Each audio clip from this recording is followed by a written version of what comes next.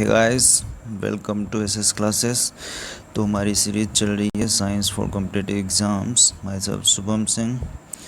तो आज का हमारा टॉपिक रहेगा पार्ट 2 है मोशन। तो डिस्कस करते हैं व्हाट इज़ द मोशन, क्या होता है मोशन। देखते हैं डेफिनेशन इसकी क्या होती है motion. Motion is change in position of an object with time. क्या है? Motion is defined as the change in position of an object. Okay, let us suppose करते हैं कि ये हमारा कोई ऑब्जेक्ट है। ओके, ये इनिशियल पोजीशन हमारा कहाँ पे है? इनिशियल पोजीशन सपोज करते हैं x1 पे है। यहाँ से ये मूव करेगा, यहाँ तक पहुँचेगा, तो हमारी पोजीशन चल गई कहाँ पे होगी? यहाँ पे लेट अस x2। तो जो यहाँ से यहाँ तक चला, तो यहाँ से यहाँ तक में चला है, तो इसकी पोजीशन क्या हो गई? चेंज हो गई। तो यही पोजीशन चेंज जो हो रही है, इसी को हम कहते हैं मोशन। तो मतलब जब भी यदि मूव किया तभी तो पोजीशन चेंज हुई। तो सिंपली डिफाइन कर सकते हैं motion is change in position of an object with time. Okay,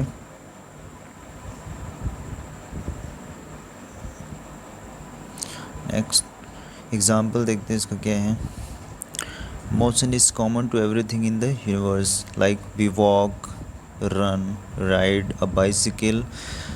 even when we are sleeping, air moves into and out of our lungs. Lungs से क्या होता है? लंग्स से ये हमारा ये रेस्पिरेटरी सिस्टम है, यहाँ से हमारी एयर मूव करती है, तो ये लंग्स तक जाती है। ओके, तो ये एयर का मूवमेंट हुआ from outside to inside lungs. Okay, and blood flows in the arteries and veins. Okay, ये हमारे एग्जाम्पल थे।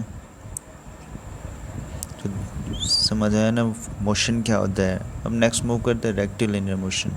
रेक्टिलिनियर मोशन क्या होता है? Motion of objects along a straight line, also known as a rectilinear motion. तो जब भी body हमारा कोई भी object simply straight line motion करेगा, यहाँ से मोशन करेगा स्ट्रेट लाइन में, तो उसको हम बोलते हैं रेक्टिलिनियर मोशन। ओके, नेक्स्ट अगर मूव करते हैं, नेक्स्ट क्या है? अब मैकेनिक्स कुछ टाइप से डेफिनेशन है हमारी, क्या है? डायनेमिक्स। डायनेमिक्स क्या होते हैं? Dynamics is the branch of mechanics which deal with the motion of the particles और bodies under the action of forces. तो जब भी हमारी बॉडी पोजीशन चेंज कर रही है, ओके,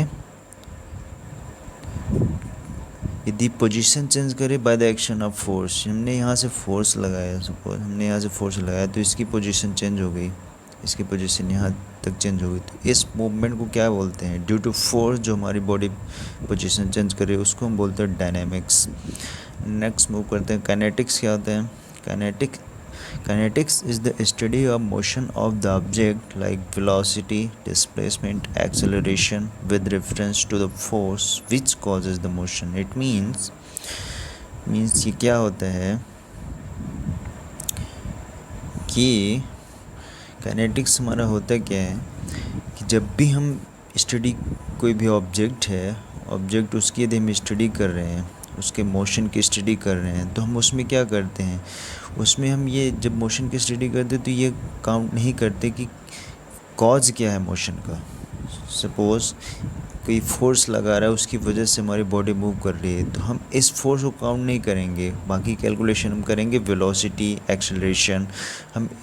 हमसे ये मतलब नहीं है किस वजह से बॉडी मूवमेंट कर रही है, हमसे ये मतलब है कि मूवमेंट कर रही है तो उसका वेलोसिटी क्या है, एक्सेलरेशन क्या है, वो हम सब डिस्कशन करते हैं काइनेटिक्स में, उसी को बोलते हैं हम kinetics. Okay, kinetics is the study of motion of the object, velocity, displacement, acceleration with reference to the force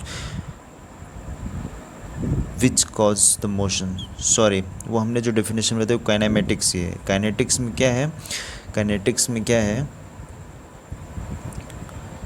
extremely sorry, kinetics में क्या है कि हम काइनेटिक्स में मोशन किस वजह से हो रहा है उसको काउंट करते हैं, बट काइनेमेटिक्स जो होता है काइनेमेटिक्स में हम ऑब्जेक्ट मोशन में है तो उसके जो ये पैरामीटर्स जो हम कैलकुलेशन करेंगे तो उसमें हम फोर्स को काउंट नहीं करेंगे, फोर्स किस वजह से मोशन कर रहा है उसको हम काउंट नहीं करते, बट काइनेटिक्स में करते हैं किस वजह से मोशन हो रहा है, ये सब पैरामीटर्स डिफाइन हो रहे हैं, वो भी हम काउंट करके चलते हैं, वो होता है हमारा काइनेटिक्स। ओके, नेक्स्ट मूव करते हैं। क्या है ये काइनेटिक्स की सिंपली डेफिनेशन, ये है काइनेटिक्स की। Okay, in kinematics we study ways to describe motion without going into the cause of motion. तो उसमें हम कॉज काउंट नहीं करते किस वजह से मोशन हो रहा है। ओके, डिस्टेंस क्या है, ये बेसिक डेफिनेशन है जो हमें नॉलेज पॉइंट ऑफ व्यू से इम्पोर्टेंट होती है। ओके, इसको आप ध्यान रखें। A body moves from a point A two point D, then the total length of the curved path ABCD is called the distance moved by the body। देखते हैं ये क्या है यहाँ पे। अब हम इस पॉइंट से इस पॉइंट तक मूव करते हैं। ओके,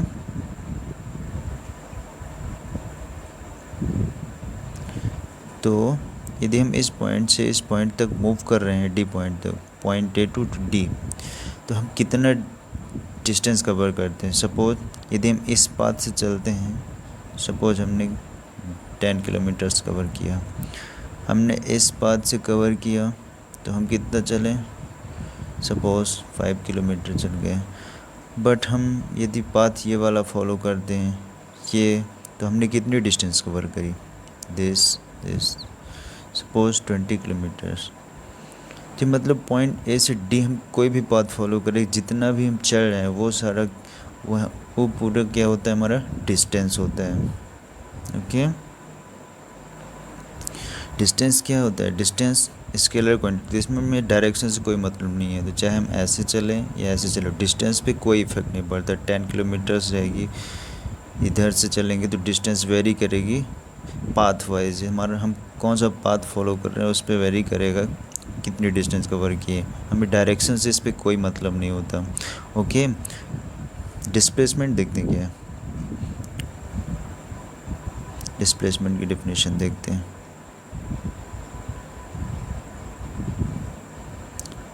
डिस्प्लेसमेंट क्या है, actual distance moved by a body from point A towards point D in straight line, it depends on ends point. Notice करिएगा इस पॉइंट पे, it depends on and points. Okay, तो displacement हमारा क्या होता है, डिस्प्लेसमेंट ओनली डिपेंड्स करता है एंड पॉइंट पे, उससे ये मतलब नहीं है कि हम कौन सा पाथ फॉलो कर रहे हैं। सपोज इस फिगर को देखते हैं, यदि इस फिगर पे ध्यान दें, हम इस फिगर पे फोकस करें तो हमने डिस्टेंस कहाँ से स्टार्ट किया चलना, यहाँ से ये। ओके, हम सपोज करते हैं हमने ये पाथ फॉलो किया, ये फिर ये पाथ फॉलो किया, तो हम इस ए पॉइंट से डी पॉइंट तक पहुंच रहे हैं, तो हम कौन सा पाथ फॉलो कर रहे हैं हमसे ये मतलब नहीं है, फाइनल एंड पॉइंट से हमसे मतलब है। तो हमने ए से सिंपली चले एक स्ट्रेट लाइन पाथ फॉलो करेगा, ये हम यहाँ तक पहुँच गए, तो मतलब initial point and final point को सीधा स्ट्रेट लाइन से यदि हम ज्वाइंट कर देते हैं तो हमारा डिस्प्लेसमेंट शो करता है, और ये क्या है, एक पर्टिकुलर डायरेक्शन में हम जा रहे हैं ये। तो डिस्प्लेसमेंट क्या होता है, एक वेक्टर क्वांटिटी होती है। ओके, अब आप बताइए कि डिस्टेंस और डिस्प्लेसमेंट, तो डिस्टेंस बड़ा होता है डिस्प्लेसमेंट, या ये कंडीशन हो सकती है, distance is always greater than equal to displacement. इसका मतलब समझ में आया, डिस्टेंस इक्वल हो सकती है डिस्प्लेसमेंट की, बट लेस देन कभी नहीं हो सकती, या तो इक्वल होगी या ग्रेटर होगी। क्यों, क्योंकि मिनिमम डिस्टेंस हम कवर करेंगे डिस्प्लेसमेंट के थ्रू, और मैक्सिमम डिस्टेंस कोई भी पाथ फॉलो कर सकते जो ऑलवेज डिस्प्लेसमेंट से मैक्सिमम हो, क्योंकि डिस्प्लेसमेंट पॉइंट्स पे डिपेंड करता है, एंड पॉइंट्स पे। तो हम जब भी कोई भी अदर पाथ फॉलो करेंगे वो लॉन्गर होगा डिस्प्लेसमेंट से, तो distance always greater than equal to displacement. Okay, next move करते हैं।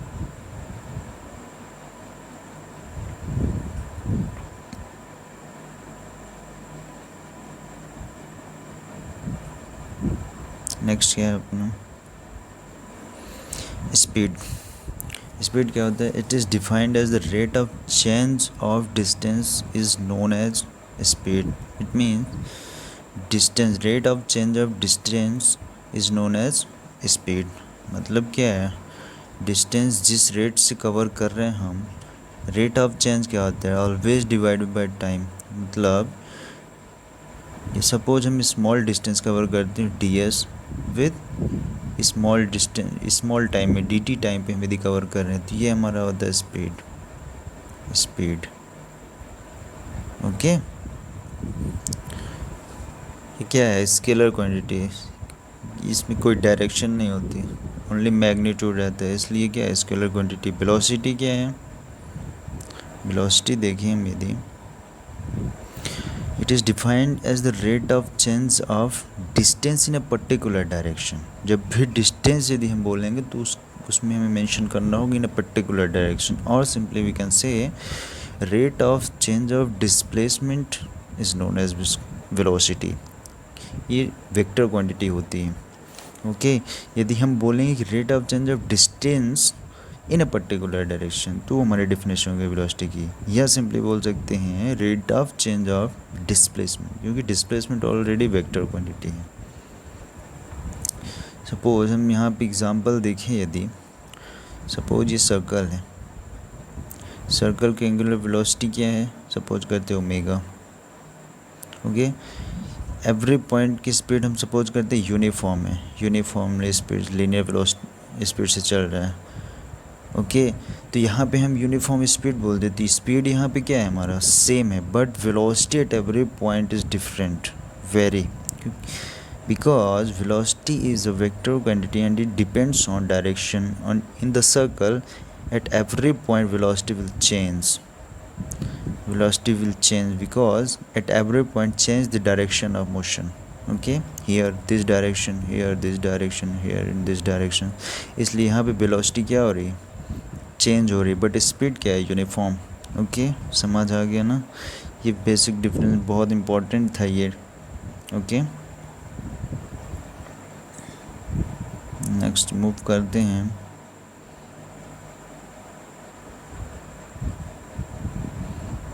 Example, let the object moving from initial position. Suppose object यहाँ से मूव करते हैं यहाँ तक, x1 to x2 at a time t1 at a time final point t2. तो हम स्पीड को कैसे डिफाइन करेंगे? x2 change in the position divided by with respect to change in time. कितना डिस्प्ले, कितना पोजीशन चेंज कर रहा है, कितने टाइम चेंज के साथ. ओके, तो हमारे स्पीड करेगा. यदि हम वेलोसिटी को रिप्रेजेंट करते, वेलोसिटी ने पर्टिकुलर डायरेक्शन पे रिप्रेजेंट करेंगे. यहाँ पे हमारा वेक्टर क्वांटिटी रहेगा. ओके, एरो से रिप्रेजेंट करेंगे हम उसको. यहाँ पे मेंशन कर लेते हैं हम, ये यहाँ पे एरो होगा. Okay, next. अब आते हैं एवरेज स्पीड पे. एवरेज सभी को पता है क्या होता है. एवरेज सिंपली हम कह सकते हैं एवरेज, जैसे हमने बोला कि हमने यहाँ से यहाँ तक हम यहाँ से यहाँ तक मूव कर रही है हमारा पॉइंट, हम और यहाँ से हम यहाँ तक मूव कर रहे हैं. तो हम सपोज करते हैं कि हमने इतनी डिस्टेंस कवर करी, d1 डिस्टेंस कवर करी हमने t1 टाइम पे, d2 डिस्टेंस कवर करी t2 टाइम पे, d3 डिस्टेंस कवर करी t3 टाइम पे. बट हमारा जो एवरेज आ रहा है टोटल, यदि हम एवरेज निकालें तो इसका क्या है? d eight a time t. It means, इसको हम सिंपली मैथमेटिकल समझाते हैं क्या होता है. जैसे हम बोल रहे हैं कि यहाँ से ये पार्ट, ठीक है ना, इस पार्ट की लेंथ है 5 मीटर, इस पार्ट की लेंथ है 7 मीटर, इस पार्ट की लेंथ है 4 मीटर. तो यदि हम इसका एवरेज निकालें तो कितना होगा? 5 + 7 + 4 डिवाइडेड बाय 3. 7 4 11, 11 5 कितना हो गया? 16 डिवाइडेड बाय 3. और इसको हम 3 ले सकते हैं. ओके, ये 15 है, तो 5 3 जो 15. इट मीन्स हम कह सकते हैं, सॉरी 3 5 जो 15. इट मीन्स हम ये कह सकते हैं कि सभी ने इक्वल 5 मीटर चला. ये कह सकते हैं। ओके, तो ये हमारा होता है एवरेज। तो एवरेज स्पीड क्या होता है देखिए। इसके बाद हम इंस्टेंटेनियस पे, ये इंपॉर्टेंट डिस्कशन हमने करें इंस्टेंटेनियस वेलोसिटी के लिए एक्चुअल में। एवरेज, अब आता है एवरेज पे क्या है। Average speed is defined as the total path length travelled divided by the total time interval during which motion has taken place. ये है हमारा total path travel divided by total time, जितने टाइम हमने total distance cover किया। हमसे ये मतलब नहीं हमने कितना कवर किया यहाँ से, ये हमने टोटल जितना कवर किया है तो टोटल इंटरवल ऑफ टाइम पे, वो हमारा क्या होता है एवरेज स्पीड। यूनिट्स क्या सेम रहेगा, यूनिट्स में कोई डिफरेंस नहीं है बिकॉज स्पीड। अब आते हैं इंस्टेंटेनियस पे। तो हमने एवरेज स्पीड क्यों डिस्कशन किया, इंस्टेंटेनियस वेलोसिटी के बारे में डिस्कस करते हैं क्या होता है ये। तो instantaneous velocity at any instant is defined as the limit of the average velocity as the time interval delta t becomes infinitely small। तो हम किसी एक very small sudden point, sudden time पे हम निकालेंगे जो भी हमारा डिस्प्लेसमेंट कवर करेगा सडन टाइम पे। इट मीन्स कह सकते हैं कि delta T tends to zero, मतलब ज़ीरो पे नहीं है बट जैसे सपोज करें ये यहाँ पे इस लाइन को टच करने वाला ही है बट टच नहीं कर रहा है, तो मतलब very close to zero, very close to zero. It means कह सकते हैं delta T is infinitely small 0.0001 seconds. At the sudden time, at the instant time पे हम जो वेलोसिटी कैलकुलेट करेंगे उसको हम बोलते हैं इंस्टेंटेनियस वेलोसिटी। ओके, तो the velocity at an instant defined as the limit of average velocity as the time interval delta t becomes infinitely small। Mathematically हम इसको बोल सकते हैं in other words v is equal to limit delta t tends to 0 dx by delta t। ये हमारा क्या है metre, और simply dx by dt in a particular direction। Okay, speed in general क्या होता है greater than the magnitude of the velocity, हमने आपको बताया था earlier. Okay, distance is always greater then, distance is always greater then displacement. Displacement, rate of change of displacement क्या होता है वेलोसिटी, ये वेक्टर क्वांटिटी होता है और ये स्केलर क्वांटिटी होते हैं। इसकी वजह से डिस्टेंस ऑलवेज ग्रेटर, तो स्पीड क्या होगा, it is the scalar quantity, that is why speed is always greater than or equal to velocity। Speed velocity की इक्वल होगा बट लेस देन कभी नहीं होगा। ओके, नेक्स्ट मूव करते हैं। नेक्स्ट क्या है, this is the 3 questions of motion, इसको हम डिस्कस करेंगे नेक्स्ट पार्ट पे। पार्ट 2 ही चलेगा हमारा नेक्स्ट, उसमें हम इसका डेरिवेशन देखेंगे, इसको कैसे डिराइव करते हैं। क्या है kinematics equation of motion for uniform acceleration, and कुछ एग्जांपल्स न्यूमेरिकल देखेंगे इसके। These equations are also used for non uniform acceleration motion also. Okay, यदि हमारे इनिशियल वेलोसिटी दी हम u लेते हैं, कोई ऑब्जेक्ट हमारा, कोई भी ऑब्जेक्ट मूव कर रहे हैं सपोज, यदि उसकी इनिशियल वेलोसिटी में यू वेलोसिटी से यदि मूव कराते हैं, फाइनल वेलोसिटी हमारे रीच करते हैं v with a uniform acceleration initial. ये नॉन यूनिफॉर्म एक्सेलरेशन के लिए भी वैलिड है ये equations. Okay, non uniform and uniform equation, uniform acceleration दोनों के लिए वैलिड है। तो इनिशियल यदि हम इसको u वेलोसिटी से मूव कराते हैं with the uniform acceleration a and final v पे पहुंचते हैं, फाइनल v पे, तो हमारा ये जनरल इक्वेशन क्या है v equal to u plus at। Second equation क्या बनता है v square equal to u square plus 2as, and third equation बनता है s equal to ut plus half of at square. तो this is the very important equations of motions.